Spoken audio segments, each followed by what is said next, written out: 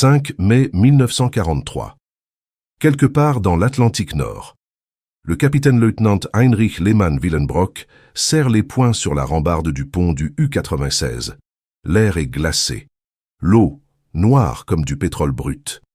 Depuis 3 heures, son bâtiment est immergé en silence, moteur à l'arrêt, suspendu à 40 mètres sous la surface comme un cadavre dans un cercueil d'acier. Et puis, le bruit. D'abord, un grésillement lointain. Puis ce cliquetis métallique, régulier, obstiné. Le sonar, l'ASDIC. Les Britanniques sont là, encore. Le 3e jour consécutif. Lehmann-Willenbrock se retourne vers son ingénieur, les yeux rougis, les traits creusés par 48 heures sans sommeil. Il murmure à peine audible au-dessus du bourdonnement des machines. Ils savent où nous sommes, mais comment? Dans la timonerie étroite, l'atmosphère devient irrespirable, pas à cause du manque d'oxygène, à cause de l'impossible. Depuis des mois, depuis des années, la Kriegsmarine règne sur l'Atlantique. Les U-boots sont des fantômes, invisibles, intouchables. Les convois alliés coulent par dizaines. Les tonnes de marchandises englouties se comptent par millions. Winston Churchill lui-même avouera plus tard que la seule chose qui l'a vraiment fait trembler pendant toute la guerre, c'est la menace des sous-marins allemands. Et pourtant, là, maintenant, quelque chose a changé. Ce n'est plus la même chasse. Ce n'est plus le même océan. Les escortes britanniques ne patrouillent plus au hasard, ne lancent plus leurs charges de profondeur en aveugle, espérant toucher par chance un adversaire qu'elles ne voient pas. Non. Elles viennent droit sur eux, avec une précision chirurgicale, comme si quelqu'un, quelque part, leur avait dessiné la route sur une carte. Lehmann-Willenbrock sent la sueur lui couler dans le dos, malgré la température de 5 degrés. Il pense à ces hommes, à ces 52 sous-mariniers, à ces garçons qui ont quitté la Bavière, la Prusse, la Rhénanie, pour servir leur pays dans l'élite de la marine. Il pense à la lettre qu'il a écrite hier soir, cachée dans sa poche de poitrine, destinée à sa femme s'il ne revenait pas. Et il pense surtout à cette question qui lui ronge les entrailles. Comment une petite arme, une technologie ridiculement simple comparée aux monstres d'acier qu'ils font naviguer, peut-elle avoir transformé les chasseurs en gibier? Parce que c'est exactement ce qui se passe. Le mythe de l'U-boot invincible s'effondre. Le mythe de l'Atlantique comme chasse allemande s'écroule. Et personne, à bord du U-96, ne comprend encore pourquoi. Ce soir-là, Lehmann-Willenbrock ne le sait pas encore, mais il est témoin du tournant. Le moment précis où la Seconde Guerre mondiale bascule dans l'Atlantique. Le moment où une poignée d'ingénieurs britanniques, une poignée de scientifiques obstinés, ont mis au point quelque chose qui va rendre obsolète toute une stratégie de guerre. Ce n'est pas une bombe, ce n'est pas un navire de guerre géant, c'est bien plus petit que ça, c'est presque ridiculement petit, et c'est précisément pour ça que c'est mortel. L'océan ne pardonne pas. Mais ce n'est pas l'océan qui a changé, c'est le jeu. Pour comprendre ce qui arrive à Lehmann-Willenbrock ce 5 mai 1943, il faut remonter le temps. Pas seulement quelques semaines, des années, des décennies de recherches secrètes, d'échecs cuisants, de découvertes accidentelles, et surtout d'une obsession britannique, trouver l'arme qui rendrait visible l'invisible. Dès 1917, pendant la Première Guerre mondiale, la Royal Navy fait face à un cauchemar. Les U-boots allemands coulent des navires alliés plus vite qu'ils ne peuvent être construits. L'Angleterre risque la famine. Les hydrophones, ces simples microphones sous-marins, sont inefficaces. Ils exigent que le navire d'escorte s'arrête complètement pour écouter, et même alors, ils ne détectent que 3 U-boots pendant tout le conflit. 3, sur des centaines qui hantent les mers. C'est alors qu'un comité secret voit le jour. L'Anti-Submarine Detection Investigation Committee, ASDIC. Un nom de couverture pour masquer l'une des recherches les plus critiques de l'histoire militaire britannique. L'idée n'est plus d'écouter passivement, elle est d'émettre, d'envoyer une impulsion sonore dans l'eau et de mesurer le temps que met l'écho à revenir, comme une chauve-souris, comme un écho sous-marin. Le principe est simple, la réalisation est infernale. Il faut des cristaux de quartz capables de vibrer à des fréquences supersoniques. Il faut des transducteurs précis. Il faut des opérateurs capables d'interpréter des signaux brouillés par les courants, la température, les bancs de poissons, les cachalots. Mais en 1938, 20 ans après ses débuts, l'ASDIC est opérationnel. La Royal Navy croit avoir résolu le problème. Les sous-marins sont rendus impuissants. La menace est éliminée. C'est ce qu'elle croit. Septembre 1939. La guerre éclate. Et en quelques semaines, l'illusion s'effondre. L'Asdic, en conditions réelles, est une autre histoire. Sa portée ne dépasse pas 1370 mètres. Les relevés de distance comportent une marge d'erreur de 23 mètres. Les bearings, ces directions précises, peuvent dévier de plusieurs degrés. Pire, l'opérateur ne peut pas distinguer un U-boot d'un cachalot, d'un banc de maquereau, d'un courant vertical. Les fausses alertes sont légion. Les vraies cibles passent entre les mailles. Et surtout, il y a les couches thermiques. Ces strates d'eau à température différente qui dévient les ondes sonores comme un miroir déformant. Un U-boot n'a qu'à plonger sous l'une de ces couches, réduire sa vitesse, éteindre ses machines, et il devient fantôme. L'Asdic ne le voit plus. La technique existe encore aujourd'hui. Les sous-mariniers modernes l'utilisent toujours. Mais l'Asdic n'est pas qu'un échec. C'est un début, une promesse. Et pendant que les escortes patrouillent en convoitant leur cargo, d'autres scientifiques travaillent dans l'ombre. Ils cherchent autre chose, un complément, une arme qui ne sonde pas l'eau, mais le ciel, le radar. Cette technologie que la Royal Air Force a utilisée avec tant de succès pendant la bataille d'Angleterre. En 1940, la Royal Navy commence à équiper ses navires de système ASW, le modèle 286. Mais il y a un problème fondamental. La longueur d'onde est de 1,50 m, trop longue, trop imprécise. Un mât de U-boot, même de quelques mètres de haut, est invisible pour ces ondes géantes. C'est comme essayer de détecter un cheveu avec un projecteur de cinéma. Puis vient la Révolution. 1940, le magnétron à cavité. Un dispositif capable d'émettre des ondes de 10 cm, 100 fois plus courtes, 100 fois plus précises. Soudain, le mât d'un U-boot, la coque d'un sous-marin en surface, le périscope même, deviennent visibles. Le modèle 271 est installé sur les navires britanniques dès 1941. Les Canadiens, qui escortent des convois dans l'Atlantique Nord, ne recevront cette technologie qu'en 1943 et 1944. Trop tard pour les premières batailles, mais assez tôt pour le tournant. Et pourtant, radar et ASDIC ne suffisent pas, parce que les U-boots ont appris. Ils attaquent la nuit. Ils surfacent pour recharger leurs batteries, pour respirer, pour courir plus vite que leur proie. Et la nuit, même le meilleur radar devient aveugle à courte distance. Quand l'avion de patrouille approche, quand le navire d'escorte fonce vers sa cible, l'écran radar se noie dans le fouillis de l'océan. Le bruit, le clutter. L'opérateur perd le contact à quelques centaines de mètres. Le U-boot plonge. L'attaque échoue. C'est là qu'intervient un homme. Humphrey de Verley, squadron leader dans la Royal Air Force. Il observe les échecs nocturnes de la Coastal Command. Les avions repèrent les U-boots au radar, mais ne peuvent pas les attaquer. Ils larguent des fusées éclairantes. Les Allemands voient la lumière, plongent, disparaissent. C'est inacceptable. Ley propose quelque chose de désespérément simple. Un projecteur. Pas n'importe lequel. Un projecteur de 24 pouces, 22 millions de candela, soit environ 400 kW de puissance lumineuse. Il est installé dans un carénage rétractable sous le fuselage de l'avion comme un bac à poussière. On l'appelle le Ley Light, la lumière de Ley. Le principe est brutal. L'avion approche au radar. À environ 1 km, l'opérateur allume le projecteur. L'océan s'illumine comme en plein jour. Le U-boot, surpris, n'a pas le temps de plonger. L'avion largue ses charges de profondeur. C'est fini. Les tests commencent en mars 1941. Ley lui-même pilote le Wellington qui illumine le sous-marin britannique H-31. Le concept fonctionne.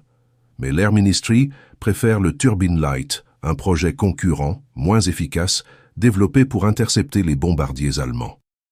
Il faudra des mois de lobbying, de tests persistants, pour que le Ley Light soit adopté.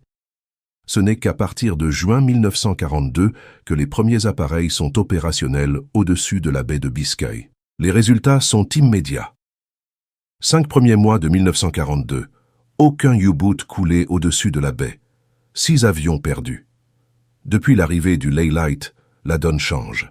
Les attaques nocturnes ne laissent aucun avertissement. Le U-boot ne voit rien venir. La lumière le fige sur place, comme un animal surpris par les phares d'une voiture. Les Allemands réagissent. Dönitz ordonne à ses commandants de traverser la baie en surface la nuit et de plonger le jour. Ils pensent que la nuit les protège. Ils découvrent que c'est l'inverse. Le Ley Light transforme l'obscurité en piège. Les pertes de tonnage alliés chutent de 600 000 tonnes par mois à 200 000. Un effondrement. Mais il y a autre chose. Quelque chose de plus insidieux, de plus invisible encore que le radar, de plus silencieux que l'ASDIC. Les Allemands communiquent constamment. Dönitz dirige ses loups depuis son quartier général de Lorient en France. Il doit savoir où sont ses U-bootés, où sont les convois, quand attaquer, comment coordonner les meutes. Chaque message radio, chaque rapport météo, chaque contact avec un navire ennemi est transmis par ondes courtes. Haute fréquence. C'est rapide, c'est fiable, c'est fatal. Parce que les Britanniques écoutent. Depuis des années, ils ont développé un système capable de prendre le relèvement d'une transmission radio presque instantanément. Pas besoin d'intercepter le message entier, pas besoin de le déchiffrer. Une fraction de seconde suffit. Un point, un trait, un éclat de signal. Le HFDF. High Frequency Direction Finder. Les marins l'appellent œuf-d'œuf, le chasseur de son. La technologie n'est pas nouvelle. Les goniomètres existent depuis longtemps pour la navigation. Mais prendre un relèvement précis sur les hautes fréquences, celles utilisées par les U-boots, c'est une autre paire de manches. La Royal Navy y parvient. Elle installe des stations à terre des deux côtés de l'Atlantique, en Islande, au Groenland, aux Bermudes, et surtout, elle équipe ses navires d'escorte. Le principe est terrifiant pour les Allemands. Quand un U-boot émet même quelques secondes, plusieurs stations captent le signal. Les lignes de relèvement se croisent. Le point d'intersection, c'est le U-boot. Pas exactement, pas au mètre près. Mais assez précis pour envoyer un avion, pour détourner un convoi, pour envoyer un destroyer foncer dans sa direction. Et il y a pire. Les U-bootés, pour coordonner leurs attaques en meute, génèrent un trafic radio intense. Chaque message, chaque coordination, chaque ordre de Dönitz est une balise. Les Alliés n'ont pas besoin de comprendre ce qui est dit. Ils savent simplement que quelqu'un est là. Et c'est suffisant. En 1943, le œuf-d'œuf devient standard sur les navires d'escorte. Au moins plusieurs bâtiments par groupe en sont équipés. La triangulation s'améliore. L'alerte précoce devient systématique. Même sans les déchiffrements d'ultra, qui prennent parfois 2 jours, le œuf-d'œuf donne une position en temps réel. Les Allemands ne soupçonnent rien. Ils pensent que c'est le radar qui les trahit. Ils développent le METOX, un récepteur d'alerte radar capable de détecter les signaux d'1,50 m. Ils croient avoir paré à la menace. Ils ne savent pas que le vrai danger vient de leur propre voix, de leur propre message, de leur propre discipline de communication. Et puis il y a le secret ultime, celui que Churchill appellera l'âme de la bataille de l'Atlantique, Ultra. Le déchiffrement d'Enigma. Les Britanniques lisent les messages allemands, pas tous, pas toujours à temps, mais assez pour connaître les positions des meutes, les routes des patrouilles, les ordres de Dönitz, assez pour envoyer les convois par des chemins sûrs, pour positionner les escortes là où les loups s'attendent à trouver des brebis. Toutes ces technologies, prises séparément, sont des pièces d'un puzzle. L'ASDIC pour traquer sous l'eau, le radar pour détecter en surface, le Ley Light pour tuer dans le noir, le œuf-d'œuf pour entendre les murmures, Ultra pour lire la pensée ennemie. Mais c'est leur convergence qui change tout, c'est la synergie qui transforme l'Atlantique. En mai 1943, 41 U-boots sont coulés, 23 par l'aviation, au moins 7 dans la baie de Biscaye seulement. Les escorteurs, équipés de œufs-d'œuf, de radars centimétriques, soutenus par des porte-avions d'escorte avec leur groupe de chasse autonome, deviennent des prédateurs. Samuel Eliot Morrison, l'historien officiel de la marine américaine, résume la situation avec une sécheresse clinique.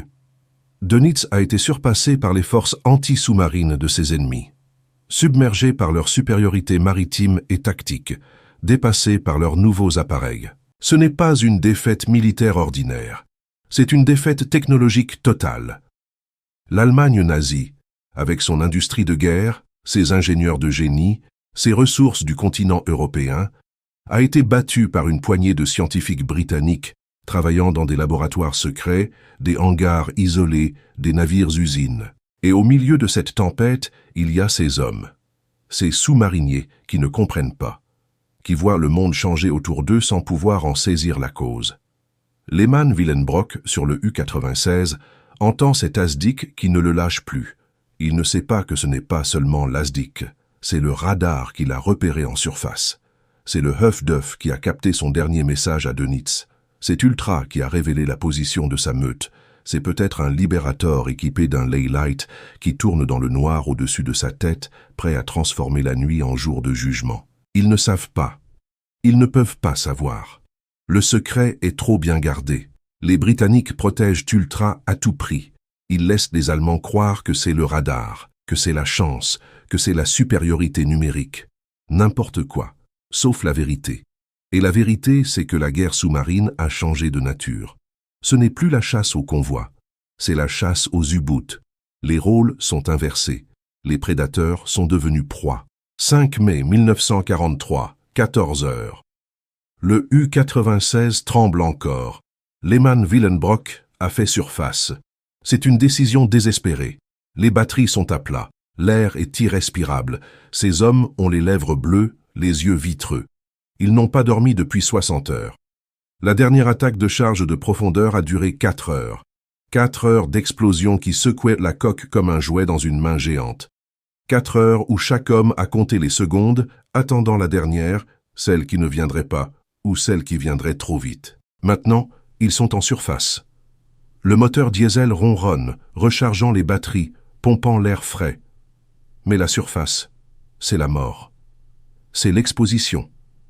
C'est le domaine du radar, de l'avion, du projecteur qui surgit du néant. Le commandant scrute l'horizon. Rien. Juste cette mer grise, cette houle interminable, ce ciel bas qui touche l'eau. Il sait que quelque part, à quelques milles, peut-être à quelques encablures, un Liberator de la Coastal Command tourne, ou un Sunderland, ou un Catalina, des avions qu'il ne verra pas avant qu'il ne le voie.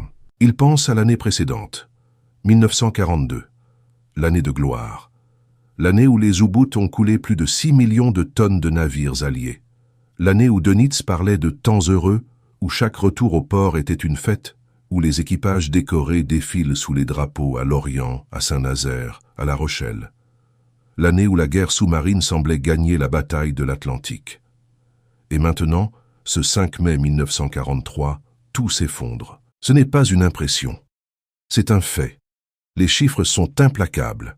Depuis le début de l'année, les pertes alliées ont chuté de manière vertigineuse. En janvier, 43 navires coulés. En avril, 7.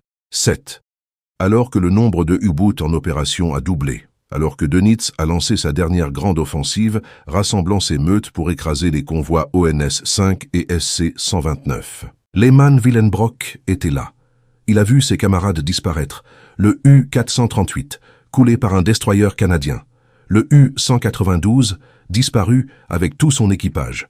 Le U-209, le U-226, le U-231. Des noms, des numéros, des hommes qu'il connaissait. Des commandants avec qui il partageait une bouteille de cognac aux messes de l'Orient. Des voix qu'il n'entendrait plus sur les ondes. Et il y a eu cette nuit du 4 au 5 mai. La nuit où tout a basculé.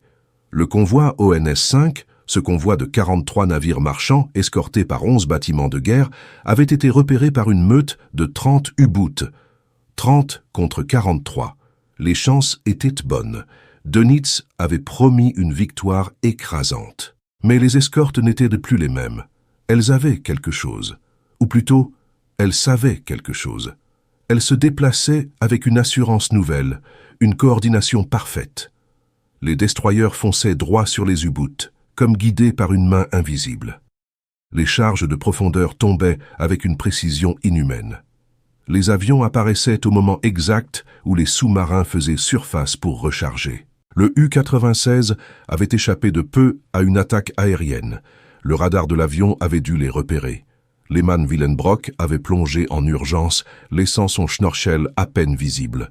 Mais les charges avaient quand même explosé. Proche, trop proche. La coque avait gémi. Des joints avaient fui. L'eau de mer avait pénétré dans la salle des machines, court-circuitant un tableau électrique. 2 hommes avaient été brûlés. L'un d'eux, un mécanicien de 22 ans, originaire de Hambourg, hurlait encore dans ses cauchemars, même éveillé. Et maintenant, en surface, le commandant doit prendre une décision. Rentrer Abandonner la patrouille? Dönitz l'accuserait de lâcheté. La Wehrmacht n'admet pas l'échec. Mais rester, c'est signer l'arrêt de mort de 52 hommes. Il regarde son second, l'Oberleutnant Zürsee. Le jeune officier a les yeux cernés, la barbe naissante, l'uniforme trempé de sueur et d'huile. Il ne dit rien. Il attend. Ils attendent tous. 52 paires d'yeux, fixés sur Lehmann Willenbrock, 52 vies suspendues à sa voix. « Nous restons », dit-il enfin. Sa voix est rauque, étranglée par la tension. « Nous rechargeons les batteries. 2 heures. Pas une minute de plus. Puis nous plongeons et nous reprenons la chasse. » C'est un mensonge. Il le sait. Ils le savent tous. Il n'y a plus de chasse. Il n'y a plus que la fuite, la survie, l'attente du prochain coup de sonde, du prochain grondement d'avion, du prochain éclair dans la nuit. Mais personne ne proteste. Parce que c'est leur métier. Parce qu'ils sont des sous-mariniers de la Kriegsmarine. Parce que la mer est leur élément, même quand elle devient leur tombeau. Pendant ces 2 heures de surface, Lehmann Willenbrock observe ces hommes. Il y a le vieux Matt, 40 ans, ancien marin de la marine marchande, qui répare un compresseur avec des doigts meurtris. Il y a le jeune matrose, 18 ans, qui écrit une lettre à sa mère, assis sur une caisse de torpille, le papier posé sur ses genoux tremblants. Il y a l'ingénieur en chef qui vérifie pour la 10e fois les jauges de pression, comme si sa répétition pouvait conjurer le sort. Et il y a le silence. Ce silence particulier des U-boots en surface.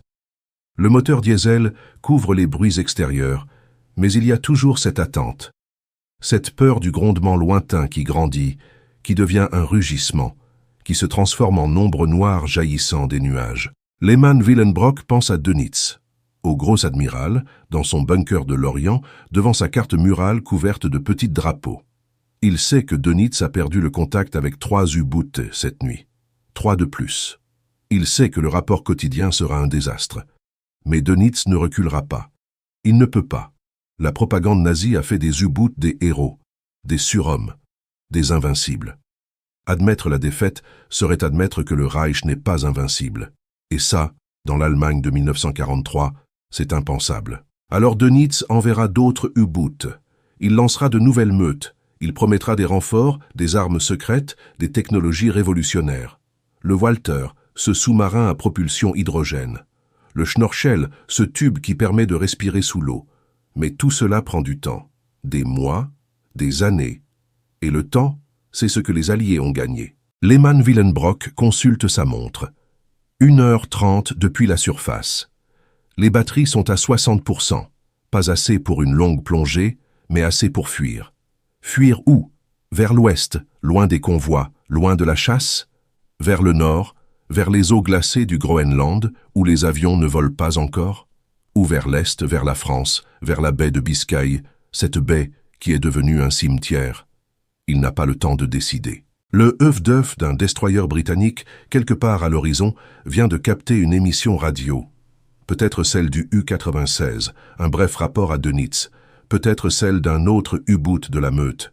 Peu importe, la station de détection a pris le relèvement. Une ligne imaginaire trace son chemin à travers l'Atlantique. Elle passe à quelques milles du U-96. Dans la salle des transmissions du destroyer, un opérateur écrit les coordonnées sur un formulaire. Le capitaine consulte sa carte. Il connaît cette zone. Il sait que plusieurs U-boots ont été signalés dans le secteur. Il ordonne de changer de cap. 20 nœuds. Tous les capteurs en alerte.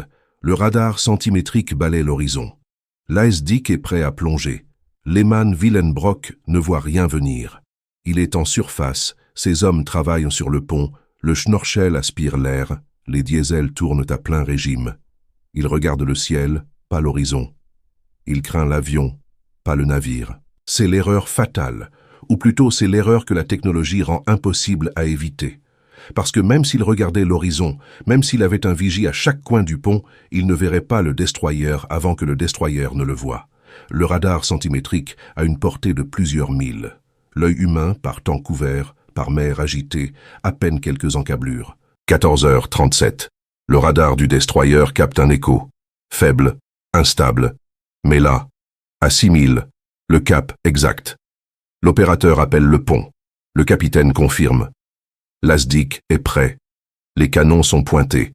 Les charges de profondeur sont armées. Lehmann Willenbrock entend enfin quelque chose. Pas le destroyer. Le bruit des diesels britanniques est étouffé par le vent et les vagues. Non. Il entend le grondement d'un moteur d'avion, un Liberator. Il vient du nord-ouest. Bas. Très bas. Le commandant hurle l'ordre de plonger. Les hommes du pont se précipitent vers l'écoutille. Le schnorchel est rabattu. Les diesels s'arrêtent. Les moteurs électriques prennent le relais. Mais il est trop tard pour une plongée profonde. Trop tard pour disparaître. L'avion est déjà là. Le Lake Light s'allume. Un cône de lumière blanche, aveuglante, découpe l'obscurité de l'après-midi nuageux. Le U-96 est figé, nu, vulnérable, comme un insecte sous la loupe d'un enfant cruel. Les charges de profondeur tombent. Pas celles de l'avion, celles du destroyer, arrivé à portée. L'explosion secoue le U-96. La coque craque. Les ampoules éclatent. Un homme est projeté contre une soupape. Son crâne se fend. L'eau jaillit d'un joint du compartiment arrière. La pompe de cale démarre en hurlant. Lehman Willenbrock est au sol. Le sang coule de son front. Il se relève, titube, crie des ordres qu'il n'entend pas lui-même. L'asdic du destroyer continue de cliqueter. Les charges continuent de tomber. L'avion tourne au-dessus, prêt à revenir. Ce n'est pas une attaque. C'est une exécution méthodique, précise, implacable. Les Britanniques ne chassent plus. Ils détruisent. Ils savent où il est. Ils savent comment il bouge. Ils savent quand il remonte. Ils savent tout. Et Lehman Willenbrock, dans cette timonerie qui se remplit d'eau, comprend enfin. Ce n'est pas la chance, ce n'est pas la supériorité numérique, c'est quelque chose d'autre, quelque chose qu'il ne peut pas voir, pas toucher, pas combattre. Une petite arme, plusieurs petites armes, des technologies qui ont transformé l'océan en terrain découvert, qui ont rendu leurs secrets transparents, qui ont tué le mythe de l'U-boot fantôme. Il pense à ces hommes, aux 52, aux lettres qu'ils ont écrites, aux femmes qui les attendent, aux enfants qu'ils ne verront pas grandir. Et il pense à cette question, cette même question qui le hante depuis le début de la patrouille. Comment? Comment une petite arme, une poignée de scientifiques, des laboratoires silencieux en Angleterre, ont-ils réussi à détruire tout ça? À détruire la Kriegsmarine, à détruire ses rêves, à détruire ses hommes. La réponse, il ne la connaîtra pas aujourd'hui. Peut-être jamais. Parce que les Britanniques protègent leurs secrets mieux que tout. Parce que la vérité est enfouie sous des tonnes de documents classifiés, de mensonges de guerre, de silences qui dureront des décennies. Mais la vérité est là. Dans ce destroyer qui tourne au-dessus de lui, dans cet avion qui attend le moment de frapper, dans cette petite arme ridiculement simple qui a changé le cours de la guerre. 11 mars 1941. Le laboratoire TRE, Worth Matravers, sud de l'Angleterre. Robert Watson Watt observe l'écran oscilloscope avec une intensité presque religieuse. Le point vert clignote, stable, puissant. Il représente un objet métallique à 12 km de distance. Pas un avion. Un mât. Le mât d'un sous-marin, émergé à peine d'1 mètre au-dessus de la surface agitée de la Manche. Il se tourne vers son assistant, un jeune physicien du nom de Bernard Lovell. Plus tard, ce même Lovell construira le radiotélescope de Jodrell Bank. Mais aujourd'hui, il est là, dans cette baraque en bois, à frissonner sous son manteau trop léger, à contempler ce qui pourrait être la fin de la suprématie sous-marine allemande. « Ça marche », murmure Watson Watt. « Par Dieu, ça marche. » Le magnétron à cavité.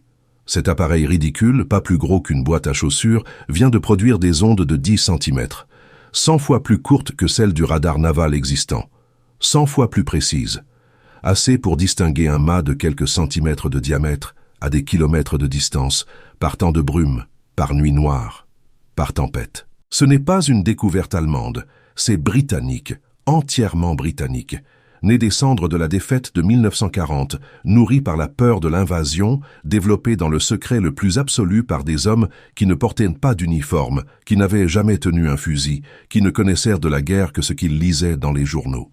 Watson Watt pense à ce magnétron, à cette invention qu'il a perfectionnée à partir des travaux de John Randall et Henry Booth à l'université de Birmingham. Il pense à la difficulté de convaincre l'amirauté.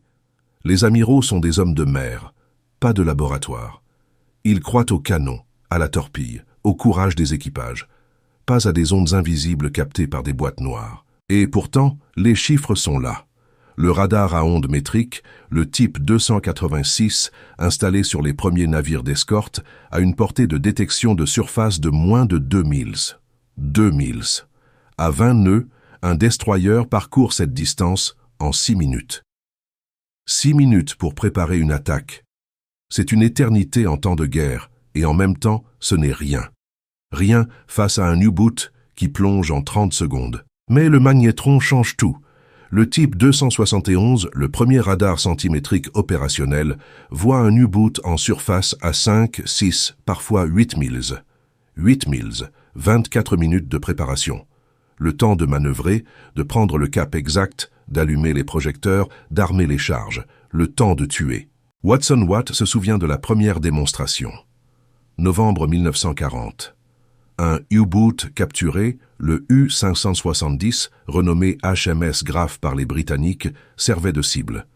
Le type 271 l'avait détecté à 7 milles, par mer calme. Les amiraux avaient été blêmes, pas de joie, de la peur. La peur de comprendre qu'ils avaient perdu des milliers de tonnes, des centaines de vies, parce qu'ils n'avaient pas cru assez vite à cette technologie. Mais la guerre n'attend pas les conversions. En janvier 1941, les premiers sets de production arrivent. 47 unités, 47 navires qui verront l'invisible. Les escorteurs des convois HG-76 et HG-76, les premiers à être équipés, rapportent des détections précoces qui sauvent des cargos entiers. Les commandants parlent d'un sixième sens, d'une vue qui traverse la nuit. Ils ne savent pas encore que ce n'est que le début. Parce que le radar centimétrique, seul, ne suffit pas. Il détecte, mais il ne tue pas. Il voit le U-boot en surface, mais pas sous l'eau. Il repère le mât, mais pas l'homme qui le commande. Il faut autre chose. Une arme de précision. Un coup de scalpel, pas de massue. C'est là qu'intervient un autre homme. Un homme que Watson Watt connaît peu, mais dont il admire le travail. Humphrey de Verley, Squadron Leader Coastal Command. Un pilote, pas un scientifique. Un homme d'action qui a identifié le problème avec une clarté brutale. On voit l'ennemi, mais on ne peut pas l'attaquer. Le fossé entre la détection et la destruction. Leigh a passé des mois à observer les échecs nocturnes. Les avions repèrent un U-boot au radar, arrivent à proximité, allument leurs fusées éclairantes. L'Allemand voit la lumière, plonge, disparaît. L'attaque échoue. Les statistiques sont accablantes, moins de 10% de réussite, un gaspillage de carburant, de munitions, de vie. Alors Leigh a eu cette idée simple, presque enfantine. Un projecteur, un énorme projecteur, 24 pouces de diamètre, 22 millions de candela, monté dans un carénage rétractable sous le fuselage de l'avion. Il l'appelle le Leigh Light, la lumière de Leigh. Pas de fusée éclairante prévisible, pas d'avertissement, juste un interrupteur. Un clic, et l'océan s'illumine. Watson Watt a assisté au premier test, mars 1941. Un Wellington, un vieux bombardier transformé en plateforme de patrouille, survolait la Manche. Le U-boot cible, le H-31, un sous-marin britannique, était en surface. L'avion approchait au radar. À 1 kilomètre, l'opérateur a appuyé sur le bouton. La lumière a été si intense que Watson Watt a dû détourner les yeux. Quand il a regardé de nouveau, le H-31 était là, nu, blanc sous le projecteur, immobile comme une statue de sel. Si ça avait été un U-boot allemand, les charges de profondeur seraient tombées 30 secondes plus tard. 30 secondes. Le temps de plongée d'un U-boot en urgence est de 45 secondes. Le Leigh Light gagne 15 secondes. 15 secondes de vie ou de mort. Mais l'Air Ministry a hésité. Les bureaucrates préféraient le Turbine Light, un projet concurrent plus complexe, plus lourd, moins efficace, développé initialement pour intercepter les bombardiers allemands au-dessus de l'Angleterre. Leigh a dû se battre. Des lettres, des démonstrations, des appels à la raison. Il a fallu 1 an.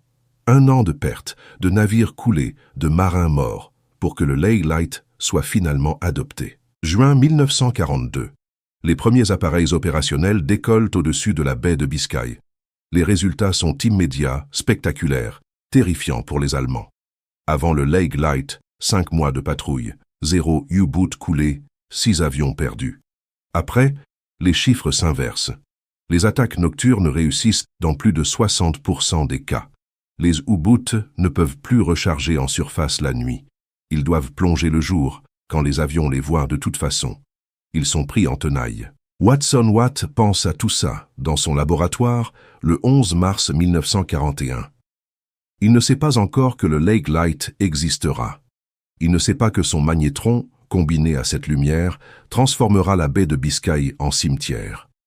Il ne sait pas que les pertes de tonnage alliées chuteront de 600 000 tonnes par mois à 200 000.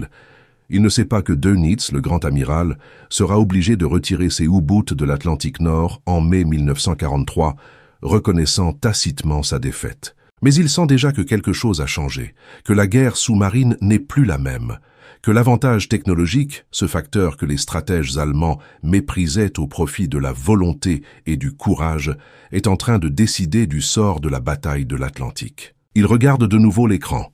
Le point vert a disparu. Le mât de test a été abaissé. Mais l'image reste gravée dans sa rétine. Ce petit point, cette petite lueur, c'est l'avenir. C'est la promesse que l'invisible deviendra visible, que le prédateur deviendra proie, que le mythe de l'U-boot invincible s'effondrera sous le poids de la science. Watson Watt éteint l'oscilloscope. Il fait nuit dehors. Les étoiles sont cachées par les nuages de la côte anglaise. Il entend au loin le grondement des moteurs d'un avion de patrouille. Peut-être un Wellington qui teste le nouveau radar, peut-être un Liberator qui part pour la baie de Biscay avec son Lake Light prêt à s'allumer. Il pense aux hommes qui sont là-haut, dans le noir, au-dessus de l'océan. Il pense aux autres, en bas, dans l'eau noire, dans leur tube d'acier, attendant la lumière qui ne viendra peut-être jamais, ou peut-être dans quelques minutes. Il pense à cette distance entre eux, entre le ciel et la mer, entre la vie et la mort, que sa technologie vient de réduire à quelques centimètres d'ondes électromagnétiques.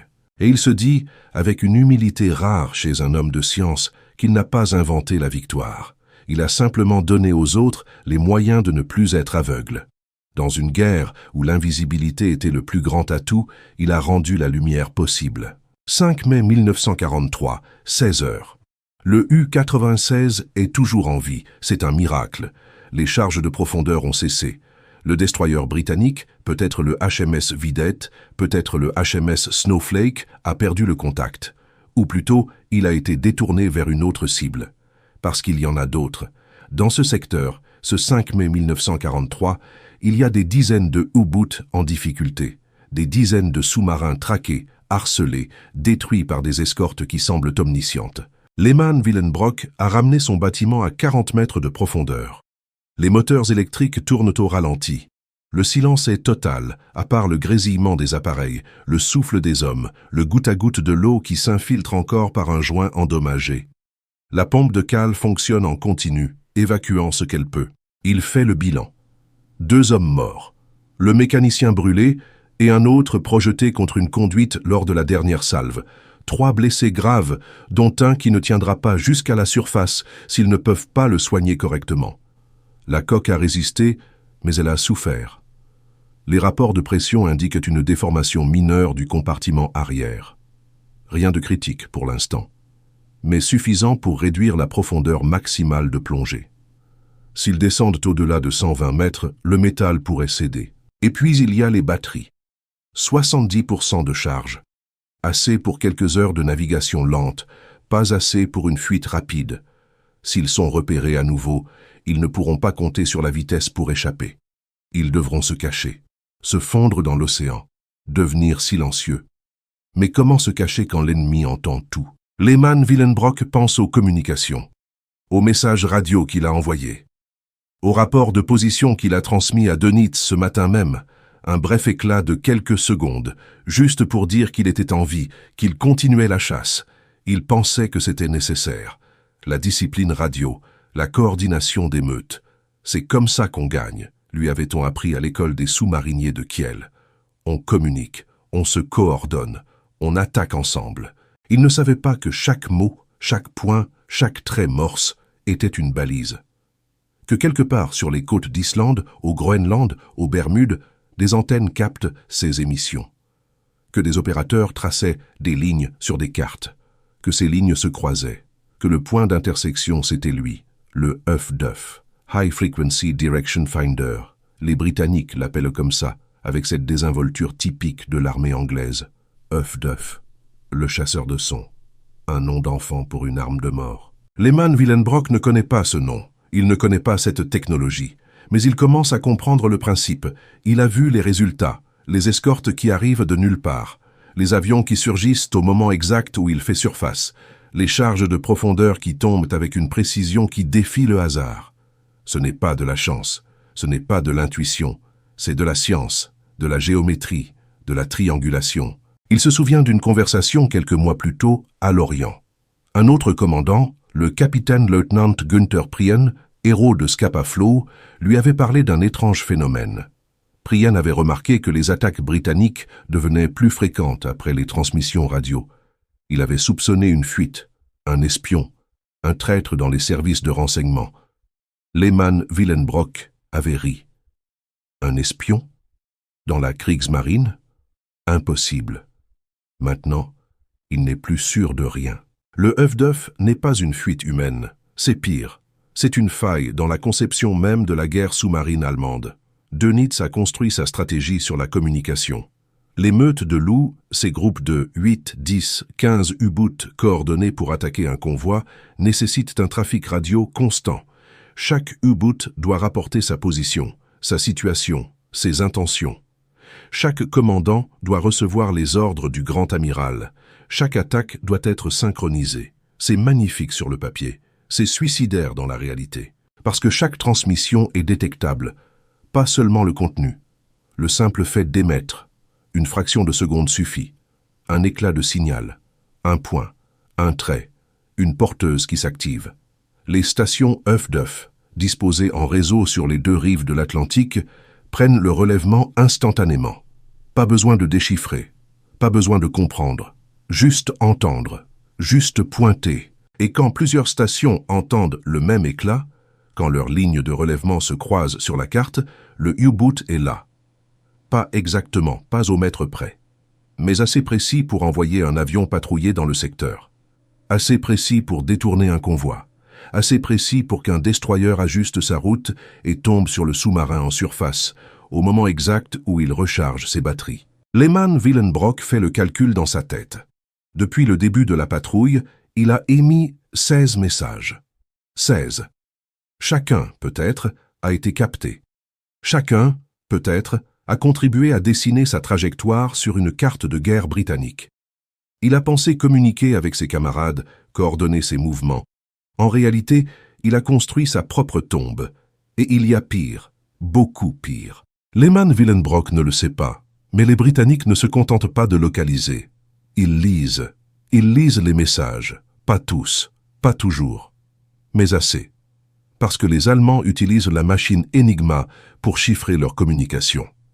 Et les Britanniques, dans un manoir du nom de Bletchley Park, ont construit des machines électromécaniques capables de casser ce chiffrement. Des bombes, ils les appellent.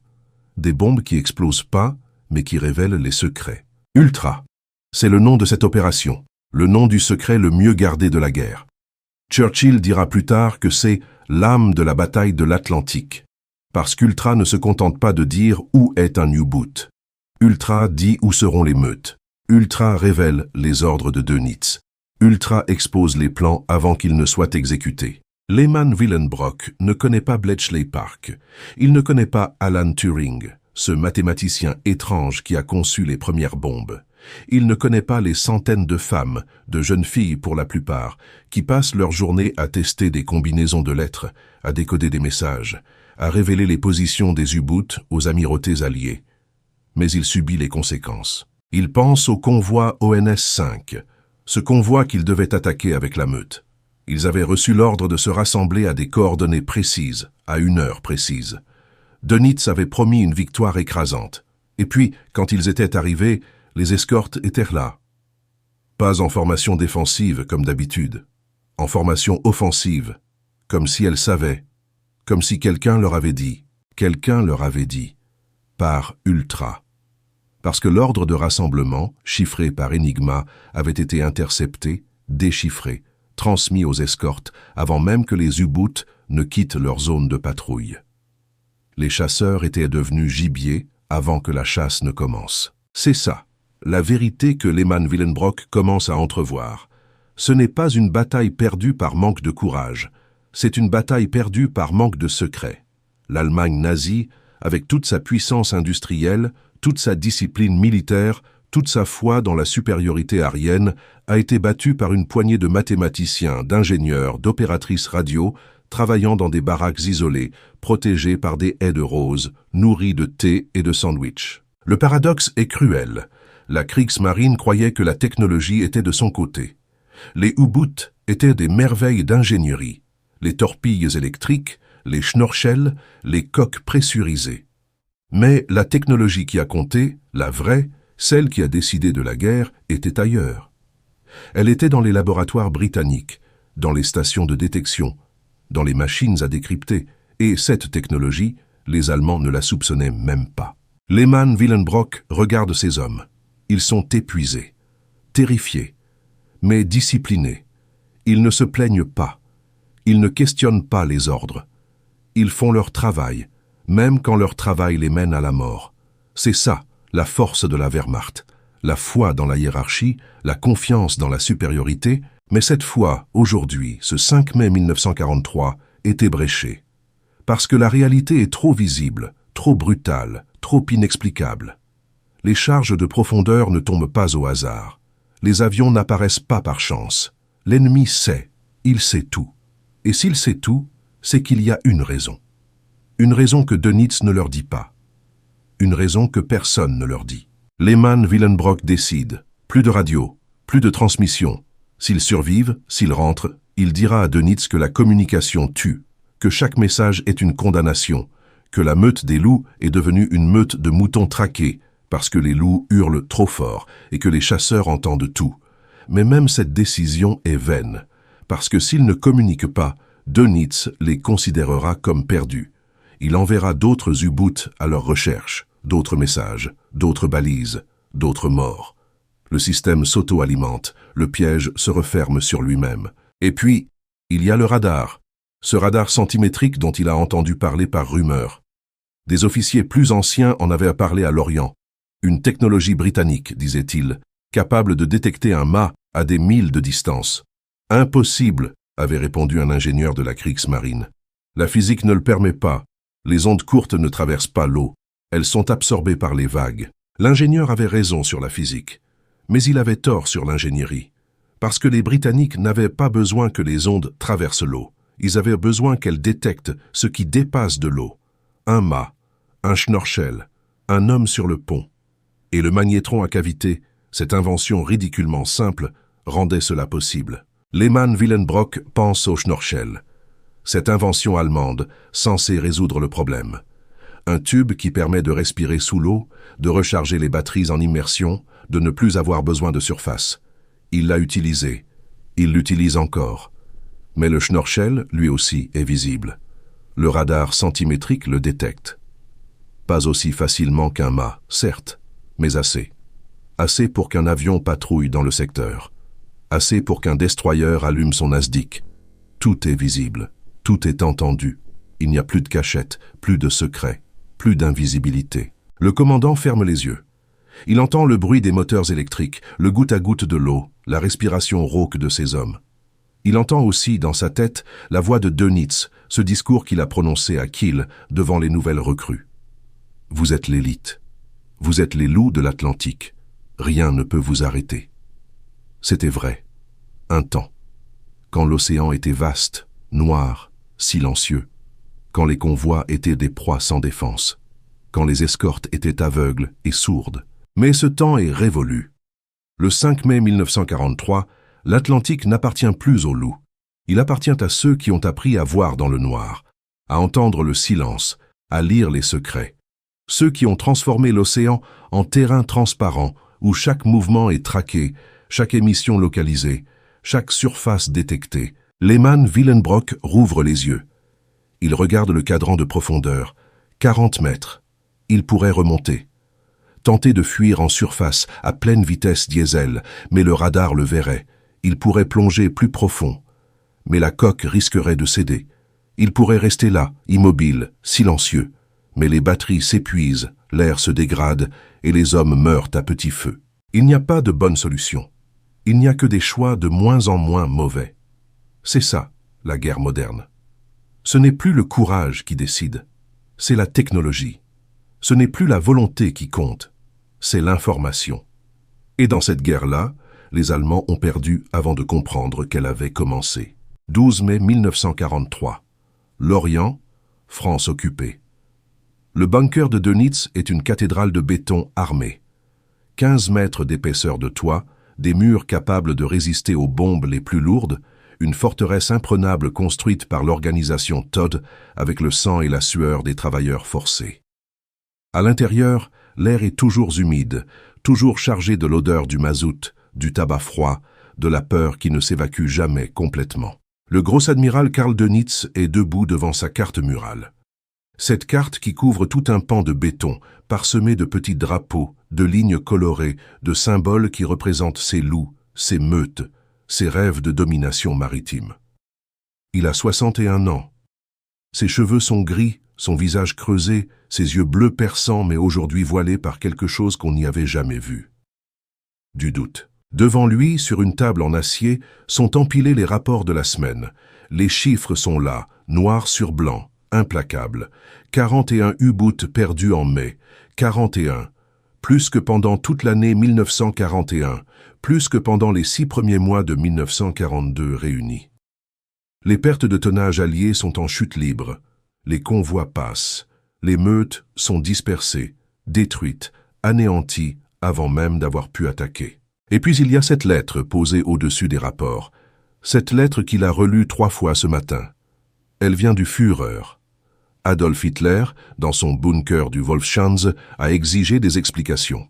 Comment se fait-il que la Kriegsmarine, cette marine qu'il avait pourtant dotée des meilleurs équipements, des meilleurs hommes, de la meilleure technologie, soit en train de perdre la bataille de l'Atlantique? Comment se fait-il que les Britanniques, ces demi-sangs qu'ils méprisaient, parviennent à couler des U-boots avec une efficacité qui défie toute logique? Dönitz n'a pas de réponse. Pas de réponse qu'il puisse donner. Pas de réponse qu'il puisse accepter. Il se souvient de 1940, de l'été de la gloire, quand Prien avait pénétré Scapa Flow, coulé le Royal Oak, était revenu en héros, quand les U-boots coulaient des navires par centaines, que les convois fuyaient dans toutes les directions, que l'Angleterre suffoquait. Il se souvient de ces nuits à Lorient, quand les équipages rentraient, quand les tonnelles de la base souterraine résonnaient de leurs chants, de leurs rires, de leurs histoires de chasse. Il se souvient de 1942, l'année des temps heureux. 6 millions de tonnes. 6 millions de tonnes de navires alliés envoyés par le fond. Les chantiers navals américains et britanniques ne pouvaient pas construire assez vite. Churchill avait dit que la seule chose qui le faisait trembler, c'était la menace des U-boots. Et Churchill ne tremblait pas facilement. Et maintenant, ce 12 mai 1943, tout s'effondre. Dönitz sait que quelque chose a changé. Il le sent depuis des mois. Les pertes augmentent, les patrouilles deviennent suicidaires. Les commandants rentrent avec des histoires qui ne collent pas, des avions qui surgissent de nulle part, des destroyers qui foncent droit sur eux, des charges de profondeur qui tombent avec une précision inhumaine, comme si les Britanniques savaient, comme s'ils lisaient dans les pensées. Il a tenté des explications, la supériorité numérique alliée, l'aviation de l'US Navy qui couvre maintenant l'Atlantique Ouest, les porte-avions d'escorte qui accompagnent les convois. Tout cela est vrai, tout cela contribue. Mais ce n'est pas suffisant. Ce n'est pas suffisant pour expliquer 41 U-boots en un mois. Ce n'est pas suffisant pour expliquer cette précision, cette omniscience, cette capacité à transformer l'océan en terrain découvert. Il a pensé à la trahison, à un espion dans ses services, à une fuite dans la marine. Il a fait arrêter 2 officiers, suspectés d'intelligence avec l'ennemi. Ils ont été interrogés, torturés, exécutés. Rien. Aucune preuve, aucune fuite. Juste la certitude croissante que le problème est ailleurs. Il a pensé au radar. Ses ingénieurs lui ont parlé d'un nouveau type de radar britannique, des ondes plus courtes, plus précises. Le METOX, ce récepteur d'alerte radar qu'il a fait installer sur tous les U-boots, devait résoudre le problème. Il détectait les ondes d'1,50 m, celles du radar ancien. Les commandants pouvaient plonger avant d'être repérés. Mais le METOX ne sonnait pas. Ou plutôt, il sonnait trop tard. où il sonnait sans raison, fatigué par les émissions radio, trompé par les interférences. Dönitz ne sait pas que le métox est inutile contre le radar centimétrique, que les ondes de 10 cm passent sous le seuil de détection de ces appareils, que ses commandants croient être en sécurité quand ils sont déjà visibles, que le métox, loin de les protéger, les rassure dans leur ignorance. Il ne sait pas non plus pour le HUF-DUF, cette technologie de détection radio dont personne ne lui a parlé, parce que personne ne la soupçonne, parce que les Allemands ne peuvent pas imaginer que le simple fait d'émettre puisse les trahir. Leur doctrine de communication, la base même de la tactique d'émeute, est devenue leur plus grande faiblesse. Et il ne sait surtout pas pour Ultra, pour Bletchley Park, pour ces machines qui lisent ses ordres avant même qu'ils ne soient déchiffrés par ses propres officiers. C'est le secret le mieux gardé de la guerre. Un secret que Churchill protège à tout prix. Un secret pour lequel les Britanniques sont prêts à laisser couler des navires, à sacrifier des convois, à perdre des vies pour ne pas révéler qu'ils lisent les messages allemands. Dönitz regarde la carte. Les drapeaux rouges, ceux qui représentent les U-boots en patrouille, sont de moins en moins nombreux. Ceux qui représentent les U-boots perdus, les drapeaux noirs, sont de plus en plus nombreux.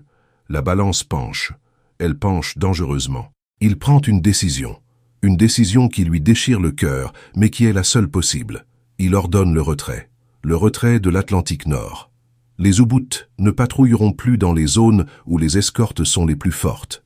Ils se replieront vers l'Atlantique Sud, vers les eaux africaines, vers les zones où l'aviation alliée est moins présente, où les escortes sont moins nombreuses, où peut-être, ils pourront encore chasser. C'est une défaite déguisée en stratégie, une reconnaissance tacite que la bataille de l'Atlantique Nord est perdue, que les Britanniques ont gagné, que la suprématie sous-marine allemande est un mythe qui s'effondre.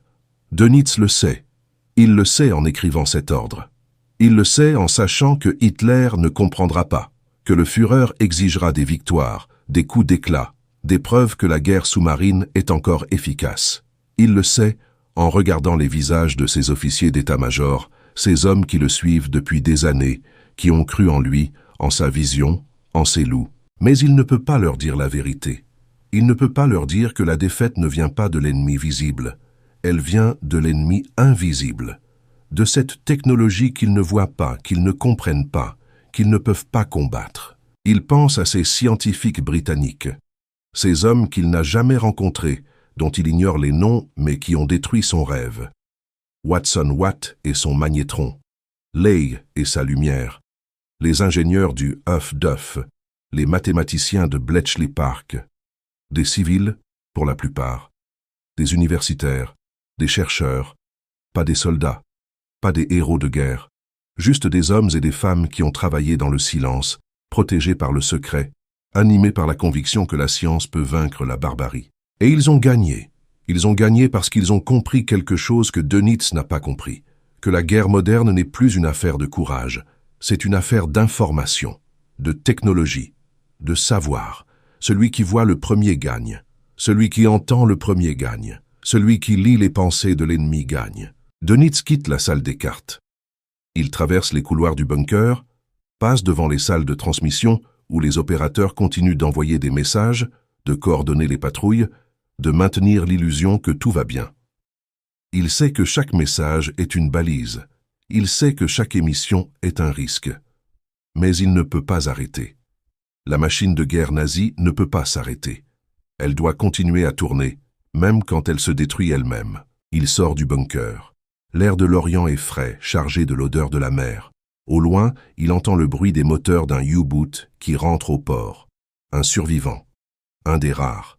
Il se demande qui c'est, quel commandant, quel équipage, quelles histoires ils rapporteront, quels cauchemars ils partageront. Il se demande aussi combien de temps encore il pourra maintenir cette façade, combien de temps Hitler acceptera ses retraits, ses explications, ses promesses de nouvelles technologies qui sauveront tout. Le Walter, ce sous-marin à propulsion hydrogène, le Schnorchel amélioré, les nouvelles torpilles acoustiques. Toutes ces promesses qui prennent du temps, des mois, des années, du temps que les Alliés n'attendront pas. Parce que les Alliés, eux, ne s'arrêtent pas. Ils continuent d'améliorer leur radar, d'installer de nouvelles stations HUF-DUF, de perfectionner leurs bombes à décrypter, de construire des porte-avions d'escorte, de transformer l'Atlantique en un réseau de détection où aucun U-boot ne peut plus se cacher. Dönitz regarde le ciel. Il est gris, bas, typique de cette côte bretonne. Il pense à l'avenir, à cette guerre qui s'éternise, qui consomme, qui détruit. Il pense à ces jeunes gens qui partent encore, qui embarquent sur ces U-boots, qui croient à la victoire, qui ne savent pas que la victoire est déjà impossible. Et il pense à cette question, cette même question que se pose Lehmann Willenbrock quelque part dans l'Atlantique, peut-être en ce moment même.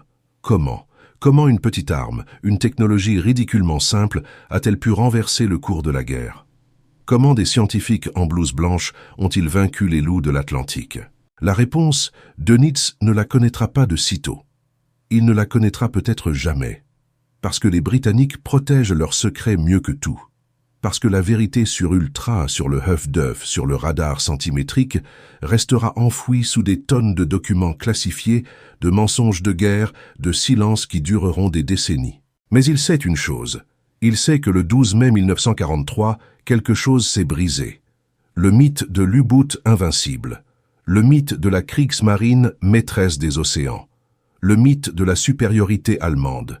Tout ça s'effondre, lentement mais sûrement, sous le poids de la science, de la technologie, de cette petite arme qui a rendu l'invisible visible. Dönitz rentre dans le bunker. Il doit écrire à Hitler. Il doit trouver des mots.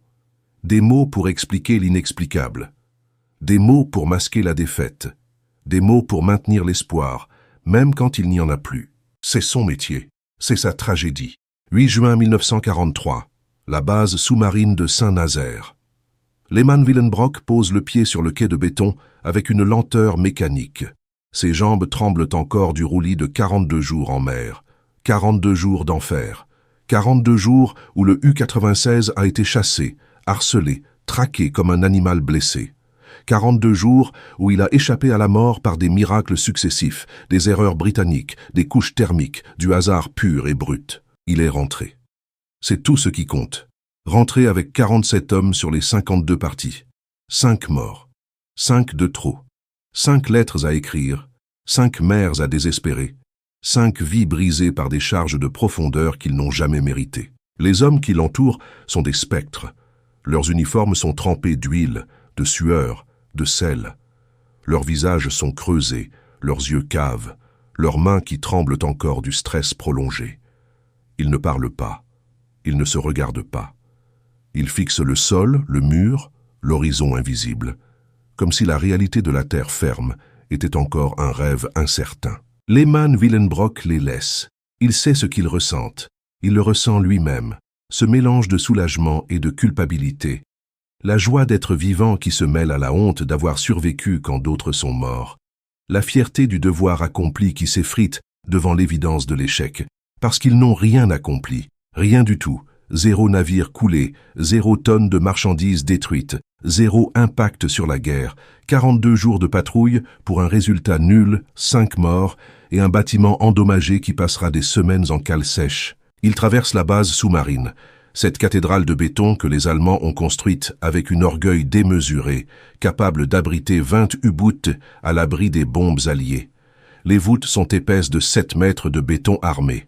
Les alvéoles, ces niches où les sous-marins s'amarrent, sont des grottes artificielles protégées par des portes blindées. C'est l'une des 5 bases de ce type sur la côte atlantique française. Lorient, Saint-Nazaire, La Rochelle, Bordeaux, Brest.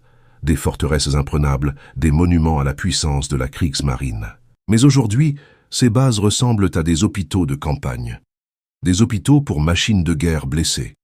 Partout, des U-boots en réparation. Des coques cabossées par les charges de profondeur, des mâts tordus par les collisions, des schnorchels arrachés par les tempêtes, et des hommes, toujours des hommes, qui circulent avec cette démarche traînante des survivants. Lehmann Willenbrock atteint le bureau du commandant de base. Il doit faire son rapport. Il doit raconter. Il doit expliquer pourquoi 42 jours de patrouille n'ont produit aucun résultat. Et il sait déjà que ces explications ne seront pas crédibles, qu'on le soupçonnera de lâcheté, d'incompétence, de trahison même. Il frappe. On lui dit d'entrer. Le commandant de base est un capitaine Ursé, un grade supérieur au sien. Un homme qui n'a pas mis les pieds sur un U-boot depuis des années, qui passe ses journées dans ce bureau climatisé à compter les navires, à rédiger des rapports pour l'Orient, à maintenir l'illusion que la guerre sous-marine se déroule selon les plans. Lehman Willenbrock raconte. Il raconte la première attaque 3 jours après le départ. Le destroyer qui est apparu de nulle part, le radar qui les avait repérés en surface, les charges qui ont failli les couler. Il raconte le œuf-d'œuf, cette technologie qu'il soupçonne sans la nommer, ces émissions radio qui semblaient attirer l'ennemi comme des phares dans la nuit. Il raconte le ley light, cette lumière blanche, aveuglante, qui surgissait du ciel noir sans avertissement. Cette lumière qui figeait le U-96 sur l'eau comme un insecte sous une lampe. Cette lumière qui annonçait la mort, ou pire, l'attente de la mort. Il raconte les 42 jours de fuite, de plongées successives, de batteries épuisées, d'air irrespirable, de rationnement de nourriture, d'eau, d'espoir. Il raconte les nuits sans sommeil, les jours sans lumière, les heures sans fin où chaque bruit était une menace, chaque silence une attente. Et il raconte la fin.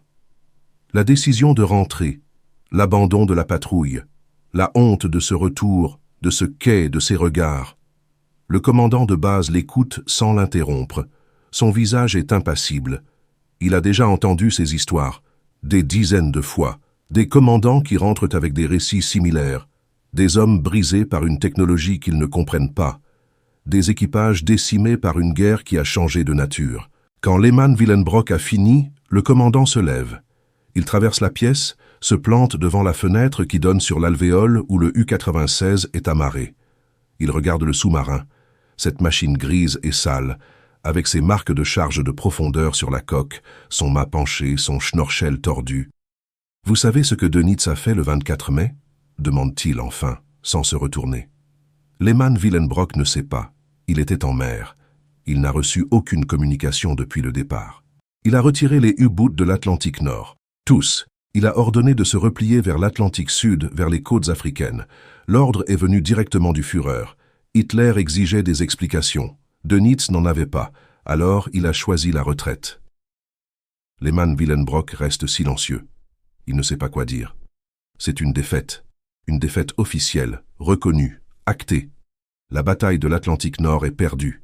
Les loups ont été chassés de leur propre territoire. « Vous n'êtes pas le seul », continue le commandant. 41 U-boots en mai. 41. Certains commandants ne sont pas rentrés. D'autres sont rentrés avec des bâtiments inutilisables. D'autres encore ont refusé de repartir. On parle de mutinerie, à Kiel. De sous-mariniers qui refusent d'embarquer. Qui préfère la cour martiale à la mort certaine? Il se retourne enfin. Ses yeux sont fatigués. Plus fatigués que ceux de Lehman Willenbrock. Fatigués de cette guerre, de ces mensonges, de cette machine qui broie des hommes sans produire de résultats. On dit que c'est le radar. Un nouveau radar britannique, plus précis. On dit que c'est l'aviation, ces porte-avions d'escorte qui couvrent les convois. On dit que c'est la supériorité numérique. Tout ça est vrai, mais ce n'est pas suffisant. Ce n'est pas suffisant pour expliquer 41 U-bootés. Il s'approche de Lehman Willenbrock. Il baisse la voix, comme s'il craignait les murs eux-mêmes. Il y a autre chose. Quelque chose qu'on ne nous dit pas. Dönitz le sait, il le sent. Mais il ne peut pas le prouver. Il y a une fuite dans nos communications, quelque chose qui permet aux Britanniques de lire nos messages, ou de les localiser, ou les deux. Lehman Willenbrock pense au ouf-d'œuf, à ses soupçons, à ses émissions qui attirèrent la mort, mais il ne dit rien, parce que ce n'est pas sa place, parce que le commandant a peut-être raison, mais pas pour les bonnes raisons, parce que la vérité est encore plus terrible que ce qu'ils imaginent. « Rentrez chez vous », dit le commandant enfin. « Reposez-vous. Passez du temps avec votre femme. Oubliez si vous le pouvez. Dans quelques semaines, on vous réassignera. Peut-être à l'entraînement, peut-être à un nouveau bâtiment, peut-être à l'Atlantique Sud, où les choses sont différentes, où on peut encore chasser. C'est un mensonge, ils le savent tous les deux. L'Atlantique Sud n'est pas différent. Les Alliés y envoient leurs porte-avions, leurs avions de patrouille, leurs radars, leur œuf-d'œuf, la technologie voyage, la défaite aussi. Lehman Willenbrock quitte le bureau. Il traverse de nouveau la base sous-marine. Il passe devant les alvéoles où d'autres U-boots sont en réparation. Il entend le bruit des soudeurs, des mécaniciens, des hommes qui essaient de remettre en état des machines que la guerre a dépassées. Il pense à ces hommes, à ces milliers de sous-mariniers qui ont cru à la victoire, qui ont embrassé cette vie par choix, par fierté, par conviction, qui ont quitté leur foyer, leur famille, leur métier civil, pour servir leur pays dans l'élite de la marine, qui ont enduré l'entraînement le plus dur, les conditions les plus éprouvantes, les risques les plus élevés, et qui ont découvert que leur courage ne suffisait pas, parce que la guerre a changé, parce que l'ennemi n'était plus seulement l'homme en face, c'était aussi la machine, la technologie, la science, cette petite arme, ridiculement simple, qui avait transformé l'océan en terrain découvert, qui avait rendu leurs secrets transparents, qui avait tué le mythe de l'invisibilité. Lehman Willenbrock sort de la base. Le soleil de juin est vif, presque violent après 42 jours de noirceur. Il cligne des yeux. Il respire l'air de la terre ferme, cet air qui ne sent pas le mazout, pas la sueur, pas la peur. Il entend les cris des mouettes, le clapotis des vagues contre les quais, le bruit lointain d'une ville qui vit, qui travaille, qui oublie.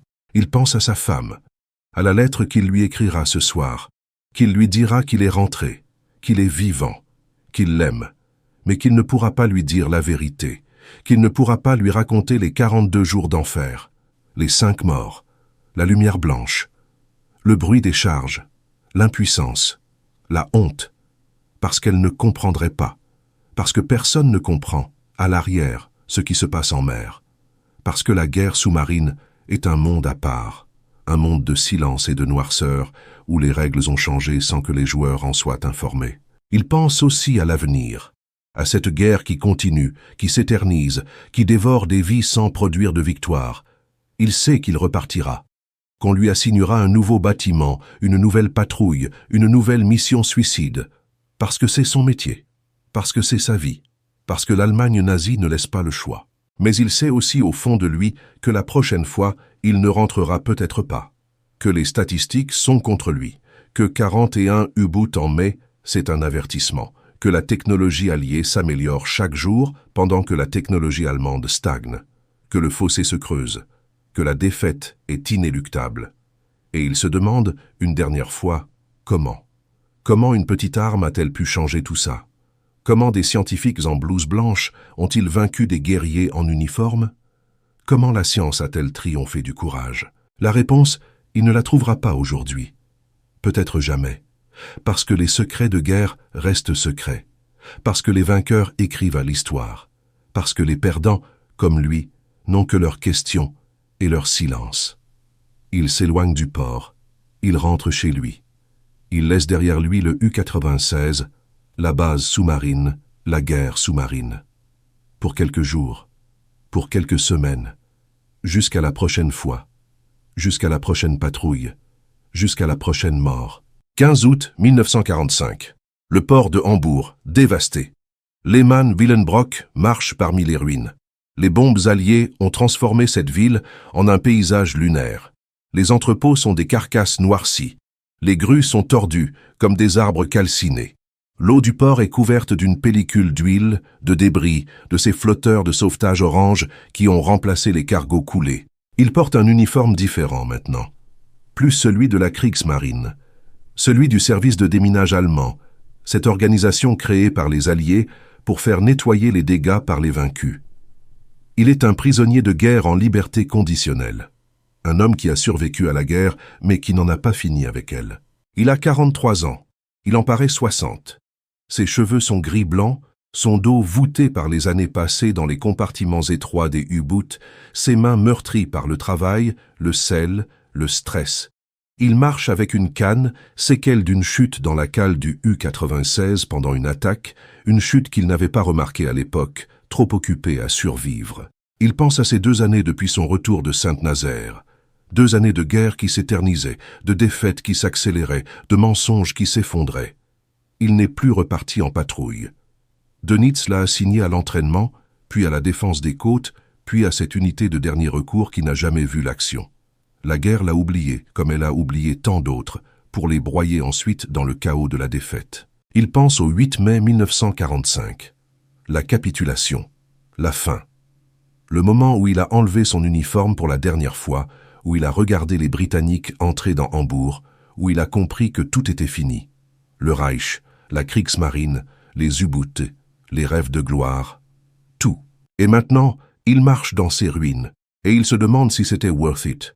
Si les 5 morts du U-96 valaient quelque chose, si les 42 jours d'enfer avaient un sens, si toute cette guerre sous-marine, toute cette bataille de l'Atlantique n'était pas une gigantesque absurdité. Il s'arrête devant un amas de décombres. C'était un café avant. Il s'en souvient.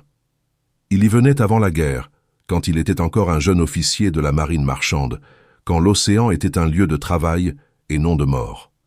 Il y buvait du café, fumait des cigarettes, rêvait d'aventure. Il s'assoit sur un bloc de béton. Il sort de sa poche une lettre. Cette lettre qu'il a reçue la semaine dernière, envoyée par un ancien camarade de la Kriegsmarine, maintenant prisonnier des Britanniques dans un camp du nord de l'Angleterre. Une lettre qui contient des informations que Lehman Willenbrock n'aurait jamais imaginées.